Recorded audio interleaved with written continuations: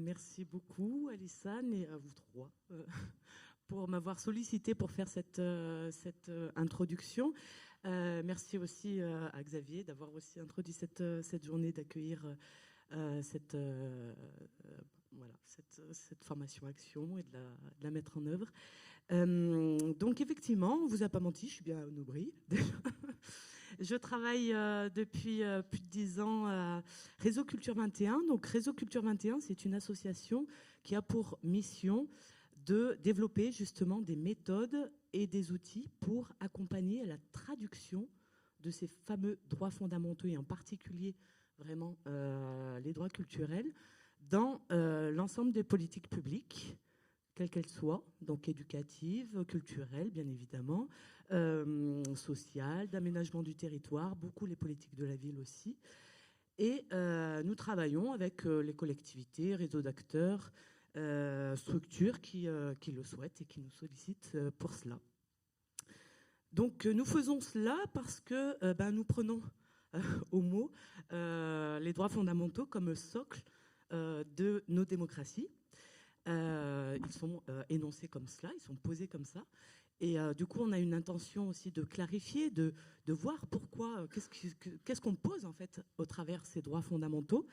Et justement, c'est bien pour cela qu'on les travaille de manière transversale à l'ensemble des politiques publiques, parce qu'ils sont socles de nos démocraties. Et puis, ils sont aussi une boussole. Et là, c'est là aussi où vraiment on travaille cette question-là, une boussole permanente, en fait, d'où les méthodes et les outils pour venir traduire dans les pratiques, dans les politiques publiques, ce qu'ils viennent nous raconter, ces droits culturels, et du coup, de manière transversale à toute politique publique, une boussole permanente, justement parce qu'on estime qu'à travers ces droits fondamentaux et en particulier ces droits culturels, nous avons justement les moyens, des leviers pour venir régénérer notre façon de nous organiser, de repenser notre relation les uns aux autres, de retrouver du sens à ce que nous faisons dans les missions de service public, de politique publique. Donc à la fois un socle et une boussole permanente, sachant que la démocratie n'est pas seulement un État, voilà, c'est un acte qui doit être repensé, travaillé en permanence pour que ça soit palpable et concret, finalement. Voilà. Donc, pour introduire mon propos, on va venir travailler les principes. Qu'est-ce que posent ces droits fondamentaux? Et je vais m'appuyer sur 2 articles que j'ai lus sur le site Mediapart, il y a quelques mois déjà, et qui m'ont vraiment interpellée parce qu'ils sortaient à quelques heures d'intervalle, et leur titre m'a frappée. Et je m'en suis saisie. Et donc le premier article, « Remballe ta charité, on veut des droits ». C'est un article paru à l'occasion de la manifestation d'un collectif de femmes en situation de handicap, les Dévalideuses, et qui manifestaient au métro Invalides à Paris pour dénoncer le manque d'accès aux transports en commun à quelques jours, mois des Jeux paralympiques. Ça pose question. Et ce qu'elles viennent nous dénoncer, dire publiquement, c'est justement elles ne veulent plus de charité, elles ne veulent plus d'empathie, de générosité, de bienveillance vis-à-vis d'elles. Elles veulent des droits, c'est-à-dire être reconnues comme des personnes à part entière, reconnues dans leur dignité, en mesure de contribuer à la société. Et que pour ça, il faut bien lever les obstacles qui empêchent finalement d'être reconnues comme une personne en capacité de contribuer à la société. Pas de charité, on pose des droits. Intéressant. La contention, une culture de la domination en psychiatrie, ça c'est un article qui est sorti à l'occasion de la publication du livre d'un psychiatre qui s'appelle Mathieu Bellassène et qui, dans son livre, lui, dénonce les pratiques de contention et d'isolement également. Pratiquées de manière, justement, ce qui dénonce, c'est que ce sont devenues des pratiques ordinaires qu'on n'interroge plus, qu'on exerce de manière excessive sans repenser à ce que sont ces pratiques de contention et d'isolement. Que justement, parce que nous les interrogeons plus, parce que c'est devenu banal, parce que c'est ordinaire, et bien quelque part, ça pose problème dans le sens où justement, elles ne sont pas pratiquées pour des fins de remise en lien des personnes avec la société, mais plutôt vraiment comme une mise à l'écart. Et là, on met en indignité les personnes, là, on est dans une violence exercée sur les personnes. Et parce qu'on accepte ces pratiques, parce qu'on les exerce, sans plus poser trop de questions à leur encontre, eh bien, ça nous met en indignité nous-mêmes. Parce que nous les acceptons, on devient on se déshumanise quelque part. Et l'intention de Mathieu Bellassène n'est pas de dire on arrête ces pratiques-là. Bien évidemment, il est conscient, il est psychiatre lui-même. Il sait très bien que parfois c'est nécessaire d'exercer la contention et l'isolement. Mais il dit de façon extraordinaire. C'est-à-dire qu'on l'utilise à des fins autres, finalement, que juste mettre à l'écart ou séparer. C'est justement des pratiques qui servent de point d'appui pour renouer des liens et pour se réhumaniser par le tissage des liens de la personne accompagnée, de l'hôpital, de son environnement, etc., etc. Donc à retenir que finalement, il dénonce une certaine banalité du mal, ce que dirait Hannah Arendt, elle. On ne se pose plus de questions, c'est dans l'ordinaire des pratiques, on exerce, et parce qu'on exerce, parce qu'on accepte, on se déshumanise nous-mêmes. À cela, je vais adjoindre deux petites citations qui rentrent en résonance avec cela. Une, et pour montrer que l'histoire est longue, une de Victor Schœlcher, qui est un des acteurs de la loi de l'abolition de l'esclavage, qui disait déjà dans les années 1800 « La violence commise envers le membre le plus infime de l'espèce humaine affecte l'humanité entière. Sans principe respecté, il n'y a plus de société. » Tiens donc. Une autre citation d'Aimé Césaire qui dit « Se rappeler que le combat, le séculaire combat pour la liberté, l'égalité et la fraternité n'est jamais entièrement gagné et que c'est tous les jours qu'il vaut la peine d'être livré. » Alors, qu'est-ce qu'on peut retenir en introduction de ces principes et de ces articles-là, de ces citations-là? Eh bien, premier point, que nous sommes tous concernés par le sort qui est réservé à d'autres, que ça nous concerne. Pourquoi? Parce que ça a un impact sur nous. Ça dit quelque chose de nous-mêmes, ça dit quelque chose de notre humanité, ça dit quelque chose de la manière dont on est en relation les uns les autres dans une société. Et qu'on ne peut pas fermer les yeux, on ne peut pas dire « je m'en fiche » de ce qui arrive à certains. Ça nous concerne parce que ça met à mal, comme le dit Victor Schœlcher, mais même aussi Mathieu Bellassène, ça met à mal la société tout entière. Pas de charité, on pose des droits, et ça c'est important à comprendre dans les droits fondamentaux, c'est ça leur puissance et leur force, on pose du droit. Alors, j'ai rien contre la charité, on ne va pas commencer à dire on interdit la charité ou quoi que ce soit, voilà, bien évidemment. Non, en revanche, dès lors qu'on réfléchit, on travaille sur les injustices, qu'on essaye d'aller regarder de plus près les formes d'inégalité, les formes de domination, derrière on ne pose pas la charité, on pose des droits. Parce que la charité laisse toujours les gens en posture d'asymétrie. On ne peut pas laisser certaines personnes, leur sort, leur destin, leur vie, au bon vouloir d'autres personnes. Ce n'est pas du bon vouloir. On pose le fondement de ce qui nous permet d'être entre nous, dans les relations qu'on entretient les uns aux autres, mais même à nous-mêmes. On pose du droit qui nous permet d'être reconnus comme une personne à part entière. Troisième point, le combat est quotidien. Ça, c'est Aimé Césaire qui nous le dit. Alors, quand j'entends, oui, les droits de l'homme, c'est les principes, ils sont là-haut, ok, puis dans la réalité, ça n'existe pas. Bien oui, on le sait, qu'il y a beaucoup de chemin, il y a beaucoup de travail, il y a beaucoup de choses à faire, et que le combat est quotidien, et que ça se passe dans la vie quotidienne, dans nos pratiques, dans ce que nous faisons, comment nous nous organisons les uns les autres. le combat est quotidien. Il y aura toujours à faire, bien évidemment, pour regarder ce qu'on est les uns par rapport aux autres. Et nous touchons donc à du concret et du palpable. Ça, c'est important de le dire. Que ce n'est pas juste une dissertation de penseurs qui sont hors monde. On touche au plus palpable, au plus concret de ce que nous sommes, et ce, à de multiples échelles. Et ça, on le retrouve avec Victor Schulcher, par exemple, qui nous le dit également.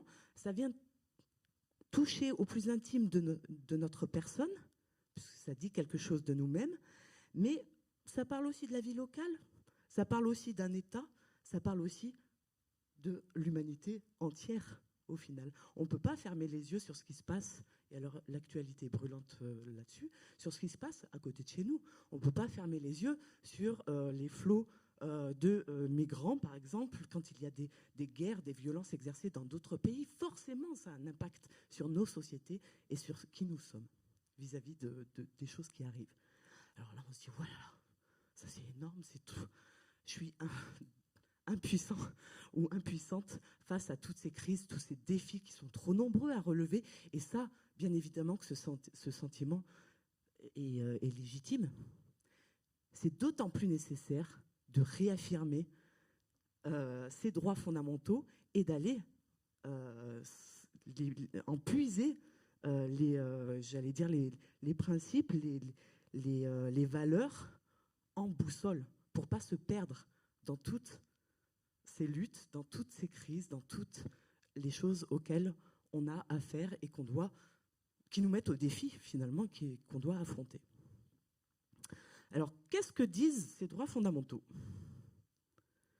On va revenir à la Déclaration universelle des droits de l'homme de 1948, qui énonce, dans son article 1, « Tous les êtres humains naissent libres et égaux en dignité et en droit. Ils sont doués de raison et de conscience et doivent agir les uns envers les autres dans un esprit de fraternité. » Waouh, c'est beau, c'est super. Ça, on sait très bien, c'est l'horizon, c'est notre horizon, c'est l'objectif. Et à la fois l'objectif, mais aussi le socle. Le socle de tout ce qui va se passer après. Parce que dans la Déclaration universelle des droits de l'homme, il n'y a pas que ça. Et heureusement, il y a toute une série de droits qui nous permettent de nous mettre en mouvement, qui nous permettent de trouver des points d'appui, des éléments sur lesquels on va travailler.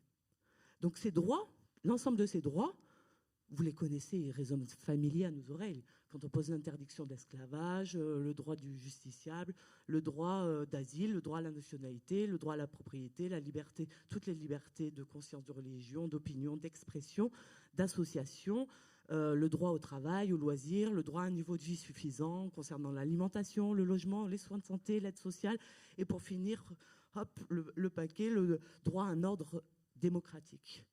Voilà. Donc tout ça sonne familier à nos oreilles, même si on n'en connaît pas forcément les articles, je vous l'accorde. En tout cas, voilà, on a plus ou moins baigné quand même dans ces préceptes-là. Donc l'ensemble de ces droits, c'est posé aussi comme ça dès le départ, ce sont à la fois des droits civils, politiques, économiques, sociaux et culturels. Voilà ce qu'on pose. Ce sont des droits qui peuvent se comprendre en termes de droits civils, politiques, économiques, sociaux et culturels. Alors, leur caractéristique à tous ces droits, civils, politiques, sociaux, économiques et culturels, c'est d'être universels. Alors ça, c'est des choses qui peuvent un peu poser question. Universel, eh bien oui, si on pense que l'universalité, c'est de faire la même chose à tous et de créer un modèle qu'on applique et qu'on impose à tous, bien évidemment que là, c'est pas tout à fait ça. C'est pas l'universalité dont on parle ici. L'universalité qui va nous allumer, qui va nous faire vraiment comprendre ces droits fondamentaux, c'est de se dire qu'à partir du moment où on trouve que ces droits sont justes, que ces droits fondamentaux, effectivement, sont bien le socle des démocraties et qui sont qu'on accepte ces valeurs-là et qu'on va s'y engager dans ces valeurs-là, on ne peut pas décider à qui ils s'appliquent. ça sera pour l'ensemble des êtres humains, même ceux qu'on n'aime pas. Voilà. Donc c'est l'ensemble, ça c'est important, c'est un des piliers des droits fondamentaux, c'est pour l'ensemble des êtres humains. Une fois ça posé, il faut absolument aussi dire qu'ils sont individuels. Individuel, ça veut dire que chaque personne, chaque être humain est détenteur de ces droits-là. Et j'allais dire, en est même l'auteur. L'auteur, ça veut dire qu'il a la capacité, que toute personne a la capacité d'interpréter ses droits pour lui-même, dans sa situation, dans son contexte, et de dire pourquoi, pour cette personne-là, ces droits sont importants et qu'est-ce qu'ils signifient. Voilà, donc ce sont des droits fondamentaux universels et individuels. Chacun est sujet du droit. On dira aussi qu'ils sont indivisibles. Ben pareil, on ne peut pas choisir parmi l'ensemble de ces droits ceux qui m'intéressent et ceux qui ne m'intéressent pas. Pourquoi ? Parce qu'ils sont aussi interdépendants. Hop. Dans le sens où, je vais vous donner un exemple. Si je pose le droit au travail, bah, vaut mieux que l'interdiction de l'esclavage soit posée. Vous serez d'accord. Il vaut mieux que le droit à la vie de famille soit posé, que le droit au loisir, au repos soit posé, que le droit à l'alimentation, aux soins, au logement, à la mobilité, etc., soit effectivement posé. Donc on trouve dans ces droits fondamentaux une cohérence. On ne pose pas les choses par hasard au gré de ce qu'on constate dans la vie.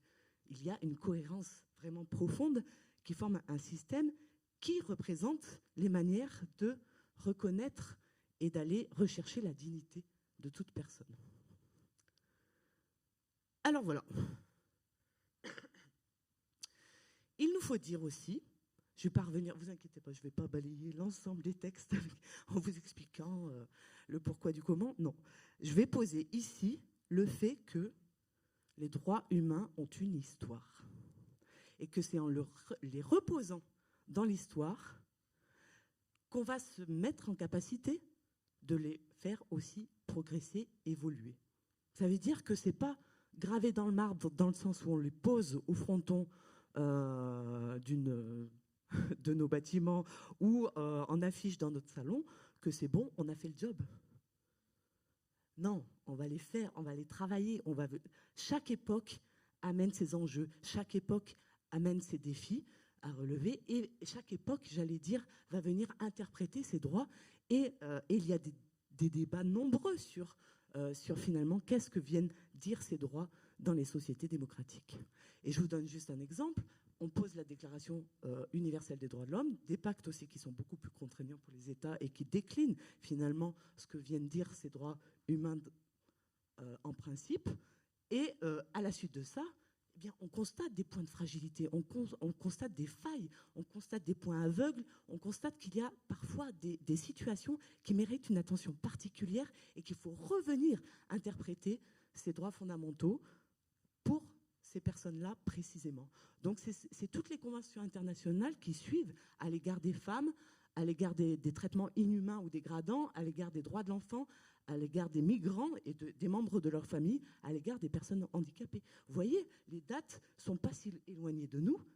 Ça veut dire tout simplement qu'en fonction de notre compréhension des fragilités de ces textes-là, eh ben on va réécrire autre chose et on va redire, on va reposer des choses pour des personnes ou des situations spécifiques. Et qui va nous remettre en mouvement et en débat sur ce que sont ces droits fondamentaux dans une société. Et bien c'est ce qui s'est passé aussi pour les droits culturels.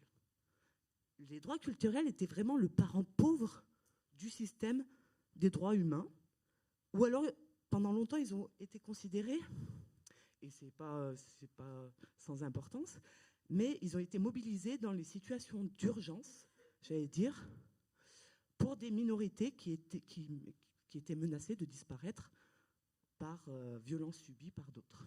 Voilà. Là, on réinterpellait les droits culturels en disant attention, chaque peuple a le droit de vivre sur cette planète. Bon, ok. Donc ça, c'était très important. Mais à partir des années 80, on s'est dit mais pourquoi on n'arrive pas à repenser ces droits culturels pour tous les droits humains, finalement, dans l'ensemble du système des droits humains, pourquoi ça ne devient pas du droit commun aussi, quelque part, et pourquoi nous, on ne les mobilise pas en dehors du fait qu'on constate qu'il y a des minorités. Et du coup, là, le groupe de Fribourg s'est penché sur cette question dès les années 80 et a été aussi sollicité pour ça, pour aller rechercher finalement comment clarifier ces droits, comment les comprendre, comment on peut les rendre beaucoup plus visibles dans le système des droits humains. Donc ça a été des travaux qui ont été menés par l'UNESCO, par le groupe de Fribourg, bien évidemment, qui ont nourri les textes de l'UNESCO, qui ont renourri le groupe de Fribourg. Tout ça, c'est de l'incarnation, c'est incarné, c'est des personnes qui se regroupent et qui travaillent. C'est pas quelque chose qui nous tombe du ciel comme ça, un bon matin, pof, les droits culturels. Non, c'est du travail, c'est du débat, c'est de la clarification, c'est OK, là, on est mis au défi avec cette question-là, comment on y répond, qu'est-ce qui se passe, voilà. Donc c'est du débat permanent jusqu'à l'organisation aussi au niveau de l'ONU avec des mandats spéciaux sur ces droits culturels pour justement poursuivre finalement la manière de les comprendre en situation. Et puis une fois ce travail fait, de clarification notamment par le groupe de Fribourg, nous, par exemple, petit acteur associatif français, on peut se ressaisir de leurs travaux pour venir travailler, tiens, en France, qu'est-ce qui se passe? Les politiques publiques, qu'est-ce qu'on a à dire sur ces droits culturels, etc. Comment on les travaille, comment on met cela en débat? Et le débat monte tellement que ça devient aussi des choses qui sont posées dans les textes cadres qui régissent nos politiques publiques, etc. C'est une boucle permanente, finalement, de mise au travail de ces droits pour venir voir ce qu'ils viennent dire de nous, de nos politiques et de ce qu'on fait. Voilà pour la petite histoire. Alors, les droits culturels. Le groupe de Fribourg, ça paraît un peu la cellule obscure. Et non, en fait, c'est des gens tout simples, qui sont à la fois juristes, il y a des anthropologues, il y a des sociologues, des politologues, tout ce que vous... ce qu'il faut dire quand même, différentes disciplines, ça c'est très important, membres d'ONG, profs universitaires, etc. Et ils se mettent au travail sur ces droits pour venir les clarifier. Alors, ils n'inventent pas de droits. Ils vont rechercher dans différents textes internationaux les droits qui peuvent être considérés comme culturels et les mobiliser, leur rendre une cohérence, ces droits culturels, dans une déclaration à part entière, non pas pour les mettre à l'écart, mais pour les rendre plus visibles, pour les clarifier, pour qu'on les saisisse dans le système des droits humains global.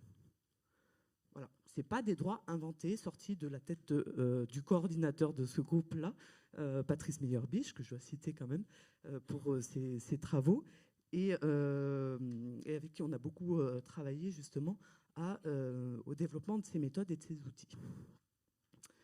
Donc, qu'est-ce que fait ce groupe?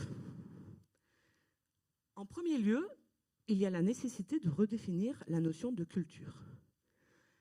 Alors en France, parce que nous avons une politique publique dédiée à la culture, parfois on a tendance, c'est notre premier réflexe, de le penser au sens étroit. Alors c'est pas négatif étroit, c'est juste qu'on restreint son sens aux beaux-arts, au patrimoine, à la création. En général, c'est ce qui vient en tête, la culture, c'est ça. OK. Alors le premier défi, c'était d'en donner une définition plus large, j'allais dire anthropologique du terme. C'est-à-dire, si on pense à ce qu'est la culture pour un être humain, on va le définir autrement. On ne va pas oublier les beaux-arts, les patrimoines, la création, hein, bien évidemment. Mais on va redire, et c'est ce qu'a posé l'UNESCO à Mexico lors d'une conférence ou d'un colloque dont je ne sais plus le titre, mais en tout cas, en 1982, la culture doit être considérée comme l'ensemble des traits distinctifs, spirituels et matériels, intellectuels et affectifs, qui caractérisent une société ou un groupe social et qu'elle englobe, outre les arts et les lettres, les modes de vie, les façons de vivre ensemble, les systèmes de valeurs, les traditions et les croyances. Voilà ce qui est posé par l'UNESCO. Sauf que cette définition pose un problème. Parce que la manière dont elle est énoncée, on a l'impression qu'on peut, de façon tout à fait extérieure à une société, la caractériser. Et on peut très facilement tomber dans le cliché.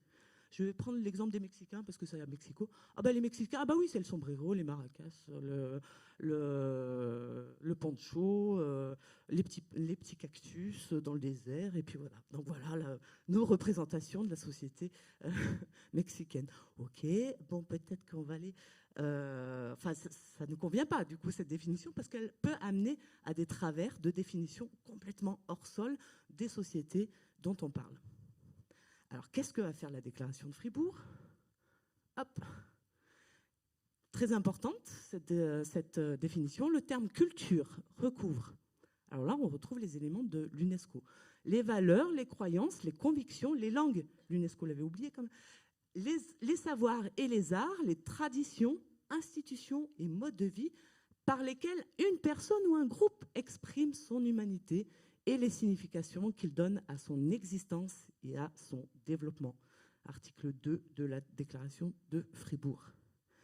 Là, vous voyez bien qu'on remet au cœur de cette définition la capacité des personnes à signifier qui elles sont, comment elles comprennent le monde, comment elles se vivent parents, comment elles se vivent dans la pratique d'un art, comment elles exercent leur façon d'être dans la vie, sur tous les aspects de l'activité humaine. En fait, c'est la personne qui fait et qui exprime quelque chose d'elle-même. Et on appelle ça culture. Toute personne est capable de signifier quelque chose au monde, de dire quelque chose d'elle-même, enfin d'exprimer plutôt, ce serait plus juste, d'exprimer quelque chose d'elle-même et de sa compréhension du monde. Et que vous voyez bien que la culture n'est plus quelque chose qui flotte au-dessus de nos têtes, auquel il faudrait accéder. Donc la formule, je la comprends quand elle est énoncée, je comprends ce qu'il y a derrière, mais quelque part, elle est pernicieuse. Quand on parle d'accès à la culture, direct, ça dit que certains en seraient dépourvus. Or, ça les déshumanise, du coup, si on pose que la culture est anthropologiquement un élément qui nous permet de comprendre ce que c'est que l'humanité et un être humain, le sens qu'il donne aux choses qu'il est en train de faire. Donc, si on dit accès à la culture, on crée déjà un trou béant entre certaines personnes et ce qu'elles ont à exprimer d'elles-mêmes. Vous voyez? Et du coup, j'allais dire, on se donne le bâton pour se faire battre, parce que si on dit accès à la culture, certaines personnes vous diront « Ah ben non, mais moi ça ne m'intéresse pas ». Eh ben oui, on crée une distance, on crée un écart. Donc là, forcément, les personnes vont exercer leur liberté de dire « Moi, ça ne me concerne pas ». Or, une personne qui dit « Je ne suis pas concernée par la culture », il y a un problème. Tu exerces une langue, tu pratiques des arts peut-être, en tout cas tu construis des savoirs, tu es en interaction avec le monde, tu ne peux pas te dire sans culture. Vous voyez? Alors, une fois qu'on pose cette définition, qui nous ouvre déjà, pouf, nos perspectives, bien on reste, bien évidemment, comme pour la Déclaration universelle des droits de l'homme de 1948, on ne reste pas comme ça, juste avec un article. On va poser du droit derrière. Et là, la déclaration pose 8 droits. 8 droits culturels. Alors pourquoi on pose du droit? Quelle est la fonction du droit? Le droit a pour fonction de protéger les personnes. On pose du droit parce qu'on estime qu'il faut protéger certaines personnes de ce qui pourrait porter atteinte à leur dignité, venir les humilier, venir les violenter, faire obstacle finalement à leur considération d'être humain. On protège. Le droit a une fonction de protection. Mais ce qu'on comprend peut-être moins, ou en tout cas j'ai mis longtemps à le comprendre, c'est que le droit ouvrait aussi à des capacités. Et oui, quand je dis « j'ai le droit de », eh bien ça pose une légitimité des personnes, une capacité à exprimer quelque chose devant d'autres, à revendiquer leur reconnaissance, certes, mais aussi ça va nous questionner sur « Ah, tiens, quelles conditions sont mises en place pour exercer ce droit ?» Et c'est ça, on pose la fonction de la capacité aussi du droit et qui va nous questionner. Je vous donne un exemple tout simple. La liberté d'expression. OK, on la pose en principe. Mais si on n'a pas les conditions pour aller apprendre à exprimer quelque chose, à développer sa capacité d'expression, le droit ne vaut rien. Vous voyez que ça touche aussi aux conditions d'exercice du droit. Et c'est là-dessus qu'on va travailler, nous, acteurs des politiques publiques, à créer et garantir les conditions d'exercice du droit. Et cela, comme ça c'est impressionnant, mais en fait, ça va détendre beaucoup parce que finalement, l'objet de notre action va être beaucoup plus ciblé au final sur ce qu'on met en œuvre pour garantir ou développer les conditions de.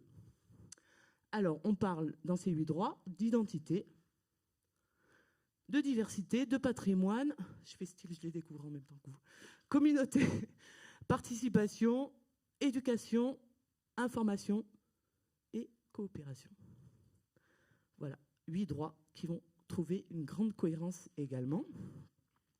Alors, pour vous les présenter, parce que 8 droits déclinés, ça serait peut-être un peu long et fastidieux, je vais vous les présenter en 3 ensembles de droits. Le premier ensemble concernera le fait de pouvoir, donc être capable, être en mesure, être protégé de, cultiver son identité. Deuxième ensemble de droits, cultiver les savoirs et le faire savoir. Et enfin, troisième ensemble de droits, cultiver l'organisation des échanges et de partage. Alors, si on rentre dans le premier ensemble de droits, on va poser le droit à l'identité. Rappelez-vous, on pose du droit pour une fonction de protection et d'ouverture de capacité, de développement de capacité. Donc, on pose le droit à l'identité parce qu'on estime qu'on a à protéger des personnes. On va lutter à travers ce droit contre les discriminations, c'est-à-dire tout ce qui réduit les personnes à un seul aspect de leur identité. Et puis qu'on juge nous, enfin qu'on pose nous. Donc tous les principes de discrimination toutes les luttes contre les discriminations sont posées à travers ce droit à l'identité. Alors, on a tous des préjugés, des a priori. Notre cerveau fonctionne comme ça. C'est-à-dire qu'à partir des expériences qu'on a eues, notre cerveau fait des synthèses, et puis quand on voit quelqu'un, et si on est honnête avec soi-même, on a forcément des idées qui nous viennent en tête, et on a des jugements qui nous viennent en tête. Alors ça, on ne va pas l'empêcher, c'est notre cerveau.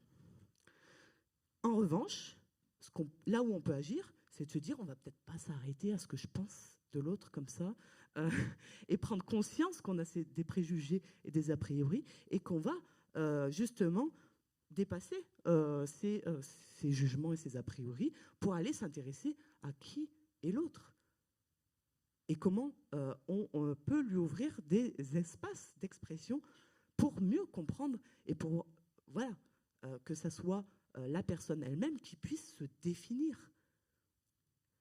À travers ce droit aussi, on va lutter contre toutes les formes de déterminisme que les personnes subiraient aussi. C'est-à-dire que, oui, c'est en rapport à l'identité. Tu es ça dans la société, et bien ton destin, c'est d'être ça. Voilà. Exemple, tu es fils de paysan, et bien tu seras paysan. Ah, bon, ok. Donc, on va poser une lutte contre les formes de discrimination, donc de réduction à des catégories les personnes, et on va aussi lutter contre ces fameux déterminismes pour ouvrir des capacités d'expression des personnes par elles-mêmes et pour ouvrir les capacités des personnes à se construire. C'est-à-dire qu'avec les droits culturels, finalement, le fils de paysan, il a tout à fait le droit d'être paysan. Mais le processus ne sera pas le même, finalement. Ça sera reconsidéré que cette personne-là a eu une transmission d'un métier, trouve de la valeur à ce métier, et puis qu'il a envie d'être paysan, de s'inscrire et de poursuivre l'œuvre de ses ancêtres, de son père en l'occurrence dans mon histoire. Voilà. Du coup, le résultat elle-même, vous êtes bien d'accord avec moi, il sera paysan. Sauf que le processus est absolument pas le même. Et c'est sur ce processus-là qu'on va agir. C'est ça qu'il nous faut ouvrir et regarder de près.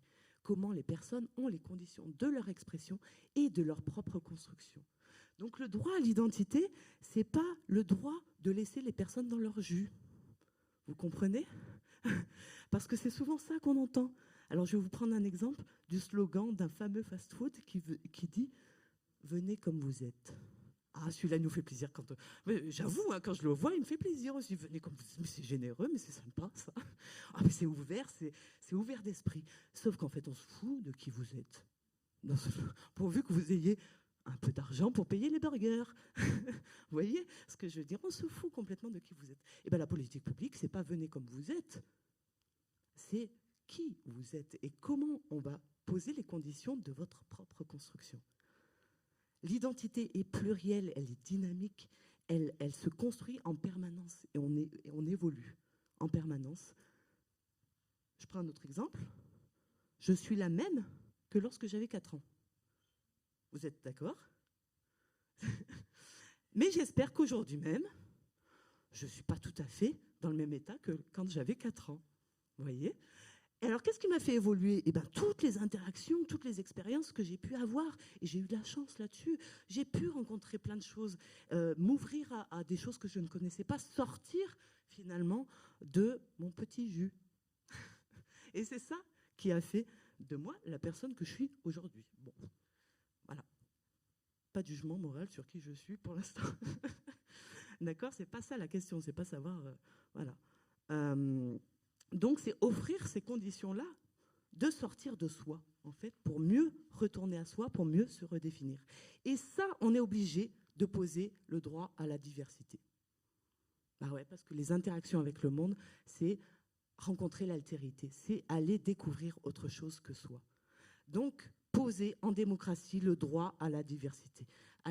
Et c'est par finalement l'interaction avec d'autres façons de penser, d'autres façons de parler, d'autres façons de pratiquer des arts, d'autres façons de penser la façon d'être parent, de vivre le monde, de vivre sa religion, etc., etc. C'est ça qui nous rend forts. C'est ça qui nous permet d'être nous-mêmes. Alors, ce n'est pas évident à l'heure actuelle de le penser parce que nous vivons dans des sociétés qui ont tendance à se cloisonner, à construire des bulles d'entre-soi. Donc, il nous faut retrouver des espaces où la régulation sociale est possible.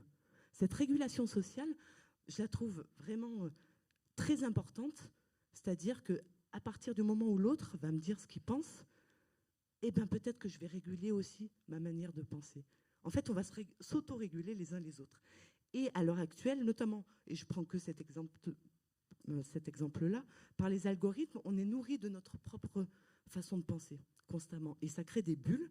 Et finalement, on a du mal à mesurer, nuancer nos propos parce qu'on est constamment nourri par ce qu'on pense nous-mêmes. Et que la société, eh ben, c'est créer des espaces où on va pouvoir nuancer son propos, être en relation avec d'autres façons de penser, d'autres façons d'être. Et c'est ça qui va nous permettre de penser et de se développer finalement dans l'interaction. Je vous prends un autre exemple qui me semble concret, celui-là. En écologie, on n'a aucun problème avec la diversité. On l'a compris. On s'est dit, bah oui, il faut protéger la diversité parce qu'on sait qu'une plante, par exemple, ne pousse pas toute seule. Elle est en interaction avec le sol, donc les nutriments du sol, avec des insectes, avec bien d'autres choses et une diversité d'éléments pour se développer. Eh bien, la société, c'est la même chose. On va penser la diversité de cette manière dans la société. On a besoin d'autre chose que de nous-mêmes pour grandir et se développer. Sinon, c'est la sclérose, c'est l'uniformisation du monde, c'est la mort. Bon, bref, non, ça c'est pour jouer. Voilà pour le... Donc, bien penser que le droit à l'identité ne peut pas se penser sans le droit à la diversité. Dans les pratiques, pas de démagogie. C'est pas de dire « Ah, c'est ça qui t'intéresse, et ben on va faire ça ». C'est justement comment on va se relier pour aller interroger ou même ouvrir les interactions avec d'autres que soi. Et dans les projets EAC, j'allais dire, c'est là où on va aller travailler. dans toutes les pratiques, on va analyser finalement nos manières de faire, ce qu'on met en œuvre pour voir quel espace d'expression on ouvre à travers ces projets-là, comment on permet aux personnes de se construire à travers ces projets-là, comment on permet aux personnes de découvrir d'autres choses qu'eux-mêmes. Et ça n'interroge pas seulement les personnes qui vivent dans les quartiers, on est d'accord. Tout le monde a nécessité de sortir de son milieu et d'aller côtoyer autre chose que lui-même. Donc c'est ce qu'on va regarder dans ces pratiques-là, mais aussi parce qu'on n'est pas des bisounours et on n'est pas naïf, on sait aussi parfois il y a des petits frottements, il y a des incompréhensions, qu'on n'est pas forcément dans la compréhension immédiate des choses. On va poser des actes de médiation, on va parfois y aller doucement, où on va trouver des moyens de tisser les relations ensemble. Alors ça, dans les projets d'éducation artistique et culturelle, j'allais dire que sortir de l'immédiateté, c'est pas évident. Parce que dans nos sociétés, justement, on est aussi dans l'immédiateté de la compréhension. Il faut que ça aille vite dans la compréhension. Et dès qu'on accroche, dès qu'il y a un truc qu'on ne comprend pas, on zappe. C'est un peu dans l'ambiance, dans l'ère actuelle de ce qu'on vit. Du coup, dans les projets OEAC, voilà ce qu'on va aller travailler, c'est lutter contre l'immédiateté de la compréhension pour aller sur la médiation. Qu'est-ce qui fait le lien? Troisième article là-dessus, c'est le droit au patrimoine culturel. Je ne vais pas m'étendre longtemps là-dessus parce que je pense que vous l'aurez compris avec la manière de présenter, d'historiciser les droits fondamentaux. En fait, se remettre dans l'histoire ouvre à des capacités et que toute personne doit pouvoir être reconnue dans l'histoire, dans le continuum de l'humanité quelque part. Parce que c'est ça qui ouvre les perspectives et les capacités à comprendre qui nous sommes et vers quoi on tend et qu'est-ce qu'on transmet à d'autres. Donc le droit au patrimoine est essentiel dans la compréhension des droits culturels, dans le sens où chacun doit pouvoir exprimer ce dont il se sent l'héritier. Et ça, c'est une source considérable d'action. De quoi vous vous sentez les héritiers? Et quelles sont vos perspectives? Qu'est-ce qu'on peut transmettre aux générations futures? Dans les pratiques, on va l'interroger. Dans les politiques publiques aussi. Quelle est l'histoire des politiques culturelles, par exemple? De quoi on part? Vers quoi on veut tendre? Qu'est-ce qu'on a constaté de faible, de fragile dans les politiques pour aller faire autre chose? Dans les équipes de travail aussi, la question du patrimoine. Nos pratiques, elles nous viennent d'où? De quoi on hérite? Vers quoi on veut tendre? Qu'est-ce qu'on veut faire évoluer? Et puis pour les destinataires des actions, les personnes avec qui on travaille, c'est hyper intéressant de savoir à quoi ils sont attachés. De quoi ils se sentent les héritiers? Est-ce qu'une institution, ils se sentent les héritières, par exemple? Pas évident. De quoi elles se sentent les héritiers? Et ça, c'est des ressources impressionnantes d'action. Deuxième ensemble de droits, puisqu'on pose le fait de pouvoir cultiver cette identité avec le droit à l'identité, diversité et patrimoine, bien évidemment qu'on est obligé quelque part de poser d'autres droits. Vu qu'on est en construction permanente, on va être en apprentissage de nous-mêmes et du monde en permanence aussi. Il faut bien le comprendre. Donc on pose le droit à l'éducation. Le droit à l'éducation, on le connaît déjà. On se dit, mais qu'est-ce que ça vient faire dans le droit, dans les droits culturels? Finalement, on le sait. Droit à l'éducation, ok, on en comprend l'importance. Comment comprendre le droit à l'éducation comme un droit culturel? Bien là, c'est la reconnaissance que toute personne est détentrice de savoir et qu'elle est intéressante parce qu'elle a quelque chose à partager avec d'autres personnes. Qu'on va s'intéresser à la manière dont on cultive et comment on se cultive par les savoirs. Comment finalement les personnes ne se sentent pas exclus. Quand j'entends des enfants déjà dire « Ah non, l'école, c'est pas fait pour moi », ça nous renvoie à de la charge, parce que ça veut dire l'apprentissage, potentiellement, n'est pas fait pour moi. Certains savoirs ne sont pas faits pour moi. Donc c'est ça qu'on va aller remettre en question, qu'on va aller travailler, et notamment, alors là, avec les projets OEAC, vous avez un boulevard pour aller renouveler la manière d'être en lien dans nos savoirs les uns les autres, de s'apprendre mutuellement les choses, c'est-à-dire que le droit à l'éducation tel qu'il est posé dans la déclaration de Freiburg, il est en réciprocité. Le verbe apprendre, c'est autant apprendre à que d'apprendre de. Et toute personne est en capacité, doit pouvoir être en capacité à avoir les conditions d'apprendre à et d'apprendre de. Et c'est cela qu'on va regarder de plus près. Cela nous demande parfois d'être inventif dans les formes de pédagogie parce qu'on ne va plus pouvoir être uniquement dans un savoir descendant, mais construire des espaces où justement on va pouvoir construire un savoir ensemble plutôt que de venir le gober. Allez, une petite pique à l'éducation nationale. Pendant longtemps, quand même, on a eu l'impression qu'il fallait nourrir, faire gober. Voilà. Vous voyez, à des oisillons qui auraient le bec ouvert, et puis comme ça, ils vont grandir. Ben, ça ne marche pas tout à fait comme ça non plus. Il nous faut de la relation au savoir et de la relation à d'autres personnes pour apprendre. Ah, j'ai une petite anecdote là-dessus quand même. J'ai le temps ou pas? Ouais.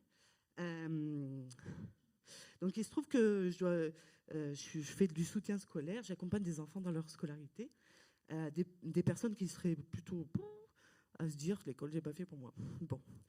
Et là pour vous dire que dans l'éducation, aucun savoir n'est évident en fait.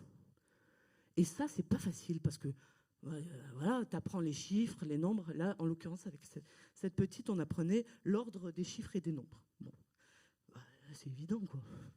Enfin moi en tout cas je le remets plus en question parce que sinon je serais bien mal. Et je vois cette petite bugger complètement. Mon premier réflexe, et là, je l'avoue, elle est con, merde. C'est chaud. Là, c'est chaud. On part en maths et c'est déjà chaud d'apprendre la suite des chiffres et des nombres. Donc on essaye plein de trucs. Voilà, on trouve des outils, des méthodes pour, voilà, on va essayer de faire la danse des chiffres, je sais pas, quelque chose pour que tu comprennes cet ordre-là. Et puis non, toujours pas, le bug. Puis au bout d'un moment, je dis, bon, qu'est-ce qui bug? Ben, je comprends pas. 70, 80, 90. Et en fait, oui, c'est un bug total, mais je le comprends. Moi, ce que je prenais comme une évidence, en fait, ben, c'est qu'une convention. Il y a déjà une opération dans la manière d'énoncer le chiffre 70. Du coup, quand elle entendait 70, elle entendait 60 et 10. Du coup, on ne comprenait pas que c'était après 60. Vous voyez? Donc, un truc qui m'a vraiment remise en question, mais profondément, je me suis dit, mais mince, les évidences. Comment? Et en fait, elle était beaucoup plus logique que moi. Alors que j'étais là, oh ben là, ça va être compliqué avec ça. Voilà. Et une fois que je lui ai dit, c'est une convention, les Français ont choisi à partir de 60, de dire 70. D'autres pays ont choisi de dire, et là, merci la Belgique, la Suisse, et tout ça, 70, 80, 90, voilà. Et bien là, d'un coup, paf, plus de problème. Voilà. Donc, c'est quand même assez extraordinaire, je trouve, cette éducation et la manière dont on se transmet les savoirs les uns aux autres. Et qu'il y a bien quelque chose de culturel là-dedans. Il y a bien quelque chose de l'ordre des codes culturels là-dedans. Et que ce n'est pas, d'un côté, il y a voilà, impossibilité d'apprendre, et de l'autre, il y a le savoir. Voilà. Non, c'est quelque chose où on a autant à apprendre les uns des autres. Et on grandit ensemble comme ça. Droit à l'information, pareil. Droit à l'information, en réciprocité dans les droits culturels. C'est autant le droit de s'informer que d'informer. Toute personne doit être reconnue dans cette capacité-là. Et dans le flux permanent des données actuelles, où on a l'impression d'être surinformé, eh ben en fait, on est très mal informé. Très mal informé, ou alors c'est très difficile de se sentir informé. Et du coup, ça nous demande de lutter contre la désinformation, lutter contre la surface et l'immédiateté des choses pour aller justement creuser ce qu'est une information, comment elle se construit, comment elle se diffuse, avoir un esprit critique par rapport à ça et ouvrir à la pluralité des sources d'information pour justement être informé. Et dans la pratique, tout ça, ça va être essentiel de se poser la question, c'est comment on procède pour informer. Alors en général, dans les cas d'école, enfin dans les analyses de cas, parce qu'on fonctionne beaucoup, même essentiellement, c'est le cœur de nos méthodes, par l'analyse de la pratique.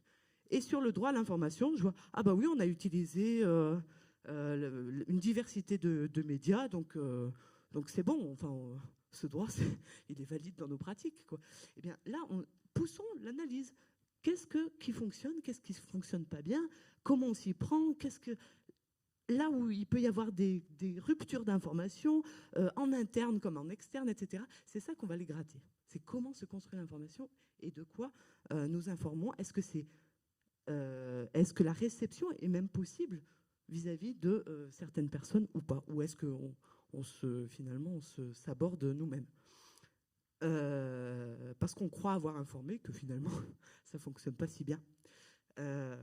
Voilà. Et dans toute action aussi, on va aller rechercher de quoi notre action nous permet d'être informés. Et ça, c'est hyper important aussi de se poser la question. C'est de quoi je suis le réceptacle en termes de données et d'informations. Et dans chaque pratique, finalement, on a cette capacité à aller chercher de quoi nous sommes informés et à se dire, ah ouais, cette action nous sert aussi à ça, à pouvoir être en lien et mieux connaître finalement le milieu dans lequel nous agissons. Enfin, dernier ensemble de droits. Droit à la communauté. Alors, ça peut être un peu choc ou scandaleux en France de parler de communauté. C'est souvent pris comme ça. Or, en fait, on va se départir de ce débat-là en posant du droit, encore une fois, à la communauté et en ne bannissant pas ce mot du tout parce qu'il est très noble, étymologiquement parlant, en termes de politique. Communauté, c'est le fait de se rassembler autour d'un commun, étymologiquement. Et ça nous met en mouvement aussi. C'est-à-dire qu'on va se poser la question de comment se construit ce commun, quel est déjà ce commun, comment il se construit, qui est légitime à y prendre part ou pas, qui se sent légitime à y prendre part ou pas, et comment finalement on arrive à s'organiser ensemble pour mener à bien quelque chose. C'est ça la communauté en fait. Et on le protège au travers le droit pour à la fois se dire qu'aucun individu peut grandir tout seul en mode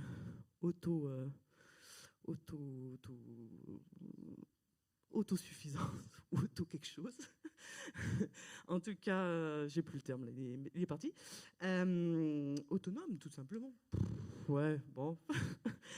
Et en tout cas, l'autonomie ou le fait de pouvoir se saisir soi en tant que personne, en tant que sujet, elle nous vient aussi des liens qu'on arrive à tisser avec d'autres personnes. La famille, les amis, et à finalement être capable de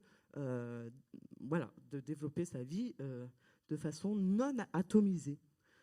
Donc c'est pour lutter contre l'atomisation des individus dans une société, mais aussi, attention, contre les enfermements et les dérives des communautés qui, dans leurs dérives, sont appelées communautaristes. Mais être communautariste, ça n'empêche pas de pouvoir parler de la communauté.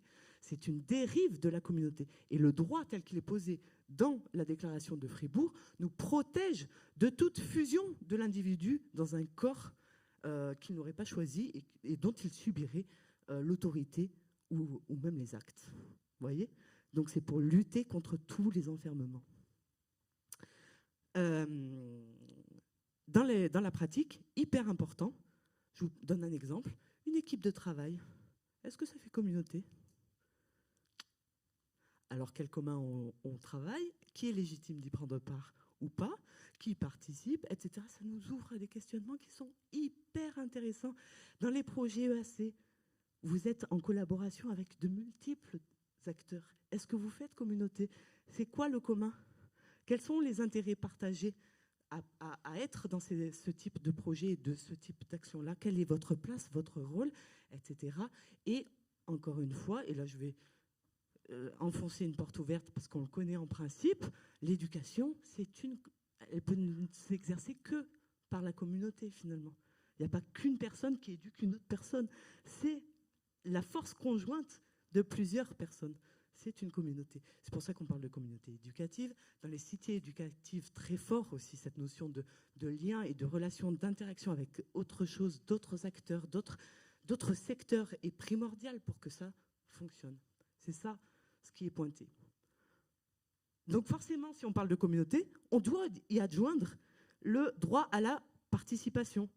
Parce que finalement, c'est bien de ça dont on parle. Pour construire ce commun, finalement, qui participe ? Qui est là pour contribuer à cela. Et le droit à la participation, pour le développer, on aime bien s'appuyer sur la philosophe Joël Zask, qui déploie le verbe participer. Et c'est là aussi où ça nous ouvre des capacités à aller travailler sur les conditions de la participation, c'est-à-dire les personnes peuvent-elles prendre part, tout simplement être là. Donc là, on va réfléchir à tout ce qui est de l'ordre de l'accès en termes de mobilité, en termes d'horaire, d'espace, de est-ce que je peux être là ? Donc prendre part. C'est aussi pouvoir apporter sa part. Comment je peux contribuer à ma manière, selon ce que j'ai choisi d'apporter aussi, à ce qui est fait. Comment je peux aussi bénéficier d'une part, c'est-à-dire quel intérêt j'ai à participer. Et ça, c'est très important aussi. Et bien souvent, dans les projets, vous le saurez, on décide. On décide de comment, quelles vont être les conditions du prendre part, quelles vont être... Ah oui, ces personnes, elles vont nous apporter ça, ça sera cool. Les acteurs sociaux, ils nous apporteront des publics, ça sera bien. Typique. Et ça, c'est réduire les personnes et leur capacité à apporter quelque chose à ce qui est fait.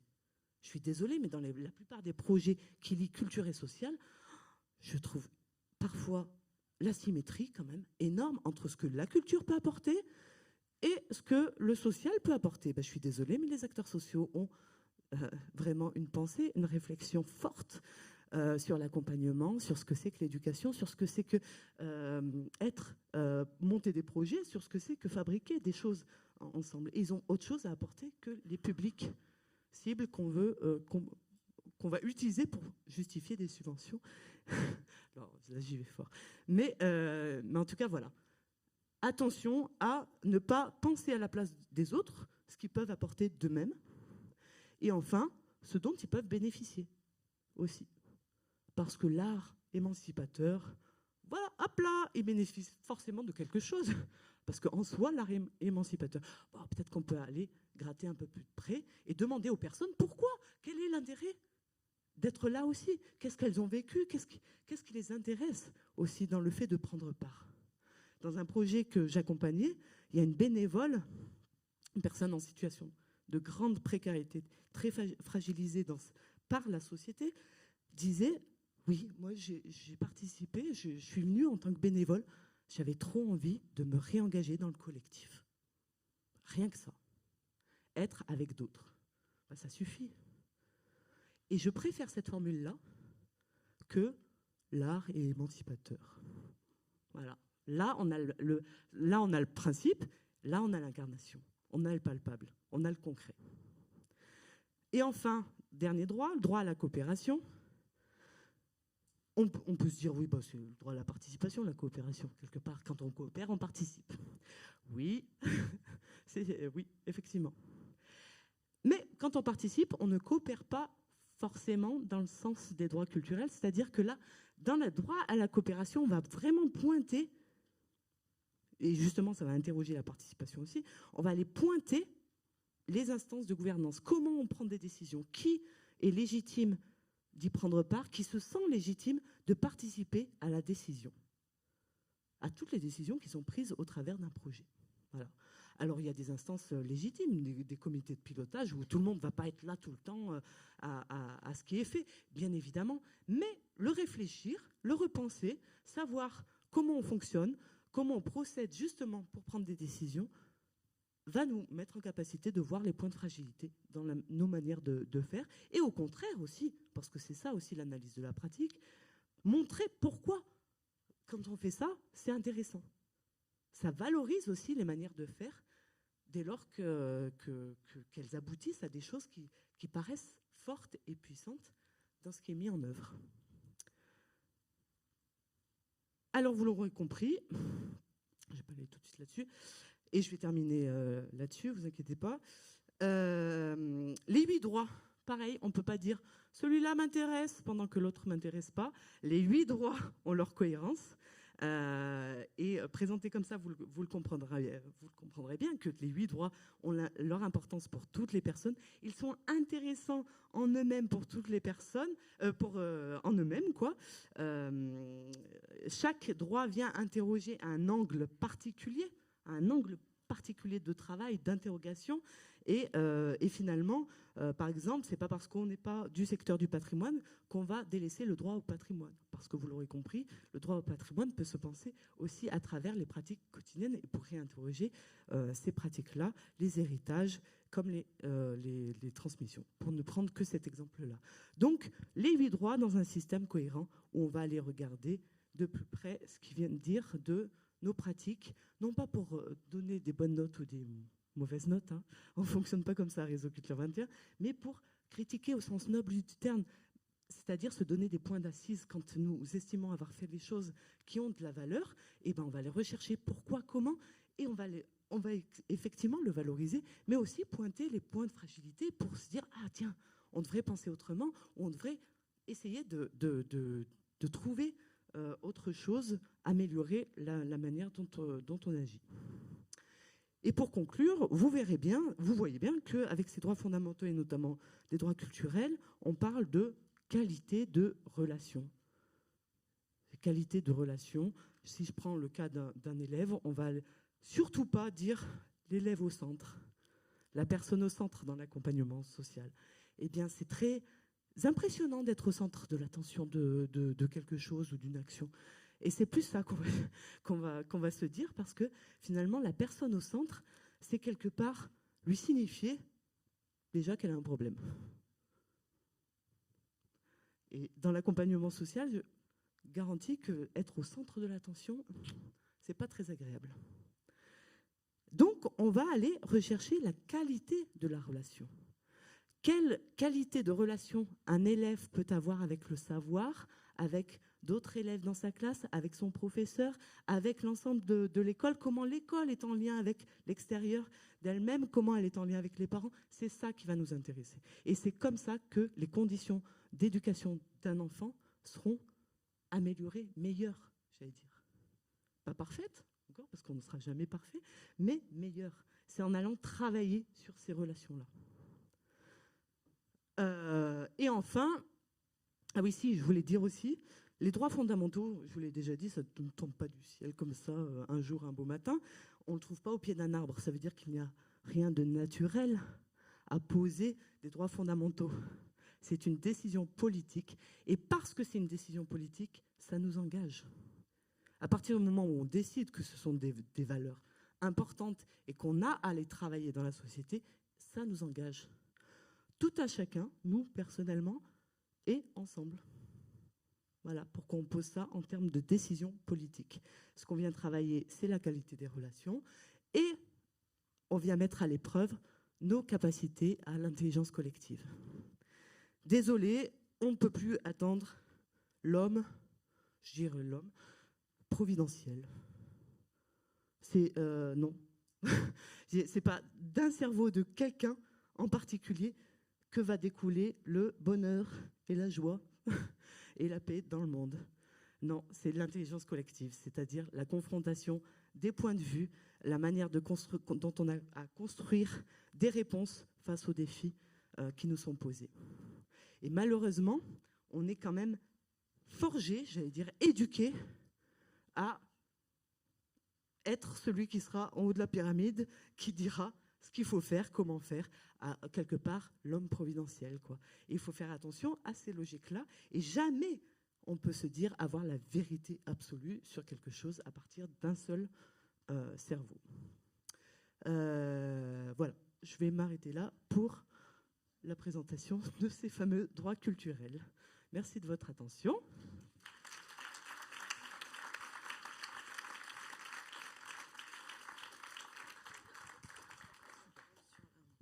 Merci beaucoup Anne pour cette présentation très claire et animée.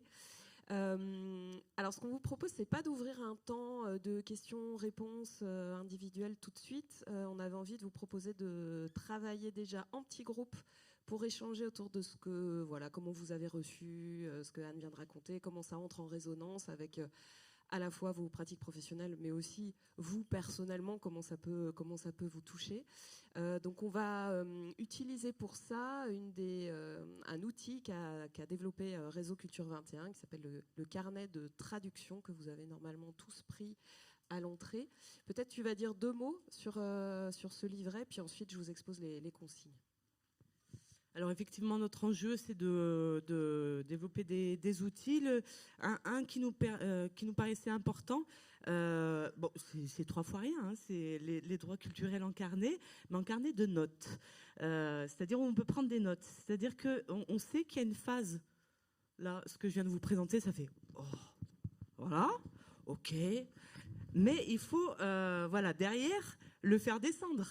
Le faire descendre, c'est-à-dire aller s'approprier les choses, dire ce que ça nous fait à nous, comment on le traduit. Justement, notre enjeu, c'est bien la traduction de ces grands principes dans les pratiques. Et bien évidemment, à Réseau Culture 21, je vais vous le donner en mille, on n'est pas experte. On n'est que des femmes. On n'est pas experte de tous les domaines, de tous les secteurs, de tous les métiers.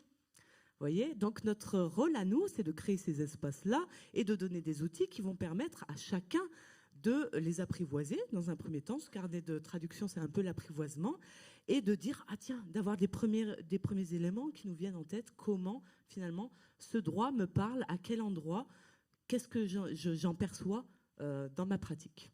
Voilà, donc c'est un outil très simple d'apprivoisement des droits culturels pour aller les faire redescendre dans son propre secteur, son propre métier. Voilà. Merci. Alors, rassurez-vous tout de suite, vous allez aussi pouvoir prendre une petite pause. Ce qu'on vous propose là maintenant, je vais vous donner 2-3 petites consignes de l'atelier de travail, et on se donnera 1 heure, pause inclus, c'est-à-dire que vous êtes en petit groupe autonome pour prendre votre pause, un petit café, voilà, vous détendre quand vous voulez et le temps que vous voulez, sachant qu'en tout on a 1 heure et qu'on se retrouvera ici ensuite à 11h45 pour qu'il nous reste 45 minutes pour pouvoir échanger à nouveau avec Anne. Donc vous avez tous et toutes le carnet. Normalement, sur le petit carnet, vous voyez, on a collé une petite gommette de couleur. Alors peut-être qu'on peut mettre un peu plus de lumière, Jean-Loup, si possible, parce que je ne suis pas sûre qu'on la voit très bien. Ah voilà, merci. Vous avez une petite gommette de couleur. Tout le monde se réveille, du coup. qui correspond à l'un des 8 droits culturels qui ont été énoncés par Anne. Je vais vous dire les couleurs rapidement, et puis après vous allez les retrouver dans la salle. L'identité, on est sur la couleur mauve, violet clair. Le bleu clair, c'est diversité. Le jaune, c'est patrimoine.